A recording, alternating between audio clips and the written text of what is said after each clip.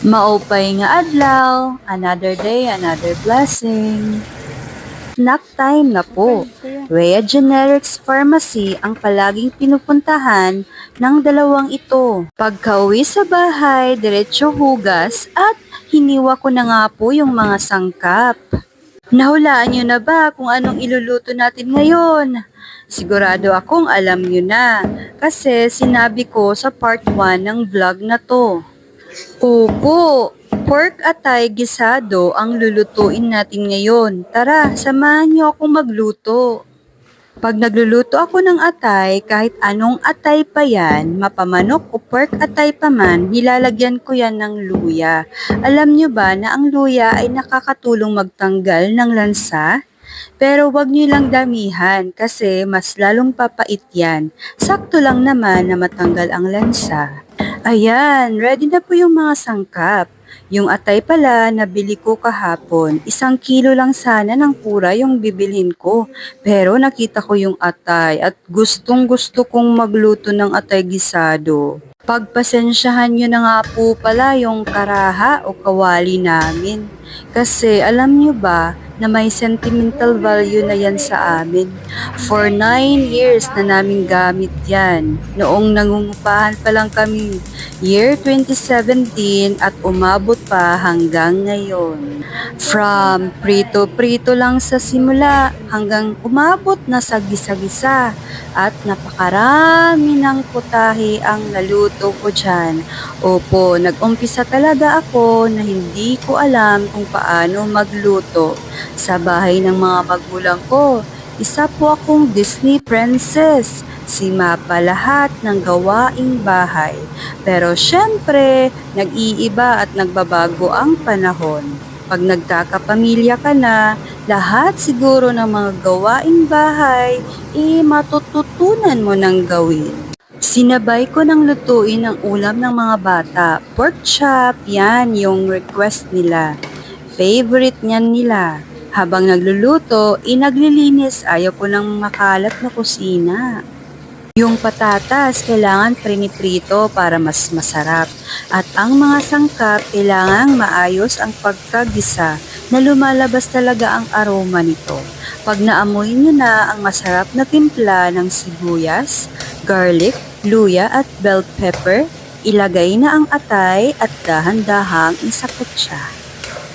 Ang pork chop naman po, tinamplahan ko na lang yan ng crispy fry, asin at paminta. Prituhin hanggang mag-golden brown. Tansya-tansya na lang yan ang suka at tuyo. Ang suka nga pala, binili ko yan sa katrabaho ko sa ospital. Napakasarap ng sukang iyan. Huwag nyo na pong lagyan ng tubig kasi matubig na yan mamaya. Paglagyan nyo pa yan ng tubig, tatagal yung pagluluto at titigas na yung atay. Tinimplahan ko na lang yan ng wow sarap, paminta, at kaunting asin at asukal. Huling nilalagay ang patatas upang hindi malata. Takpan lang ng ilang minuto. At ayan na nga po, luto na yung pork chop at atay gisado. Tikiman time! Pero alam nyo ba na hindi talaga ako palatikim sa mga niluluto ko? Mas gustong gusto ko yung inaamoy lang at sa amoy pa lang alam ko na kung sakto o may kulang sa niluluto ko. Na-amaze ako dahil sakto at ang sarap.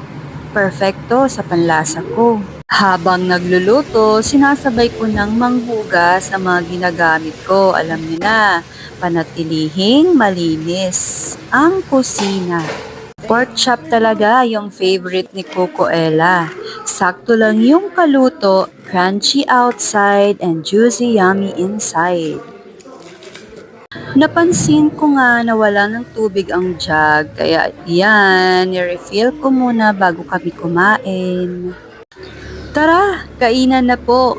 Yung lasa nito ay kakaibang lasa na medyo rich at malasa. Kapag maayos yung pagkaluto, malambot, juicy at hindi mapait.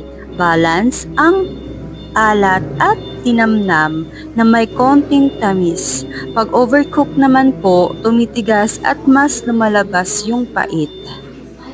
Ang sekreto ng masarap na luto?